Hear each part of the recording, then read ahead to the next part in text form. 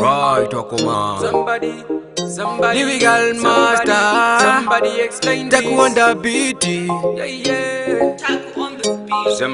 Mr. D.O. Senala. Wait, yo. Ndichipinda muri kurira pana utsi pati muri kubvira kona randingazisha fanderipi mukozo ndakadzipa apa njerebesa mutsipa ndiri kutsvaka baby anoda hep that girl over there so anditosora ziso ndasipa kamukozo nananga ikoko stepi yandapika sendabaibwa nefeso pasina kuti yes kana kutarisa kumeso ndasvikokochekera unge trela paunodzika nekukira nchikutera ndifenda kusiya geto yuti rakateya zvikokochekera unge trela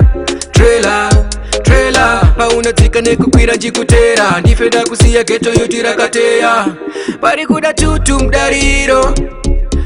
mudariro varatidze zvaunogona chiuno chako uchinyatsomuona pari kuda tutu mudariro ndizembere haumbodona nekoka simba kwetewe kwabhona tutu mudariro mudariro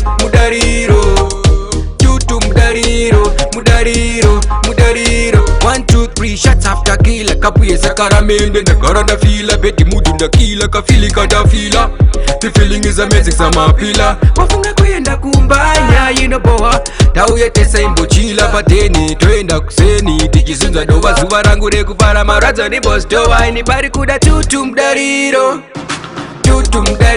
varatidze zvaunogona chiuno chako uchinyatsomuona pari kuda tutu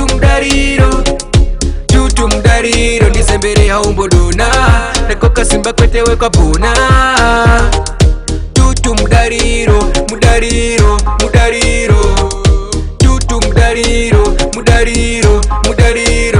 emuri kurira pana utsi pati muri kubvira kona randingazvisha fanderipi mukozo ndakadzipa apa njerebesa mutsipa ndiri kutsvaga baby anoda hep that girl over there so anditosora ziso ndasipa kamukozo nananga ikoko stepi yandapika sendabayiwa nefeso pasina kuti yes kana kutarisa kumeso ndasvikokochekera unge trela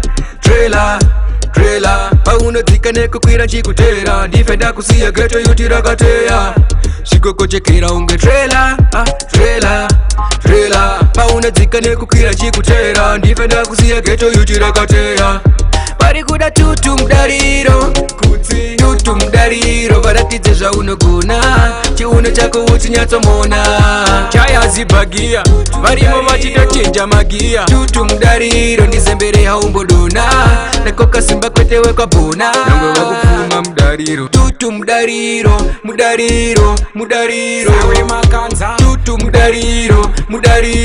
mudariro Absina TC chicks. wanjuremu Aital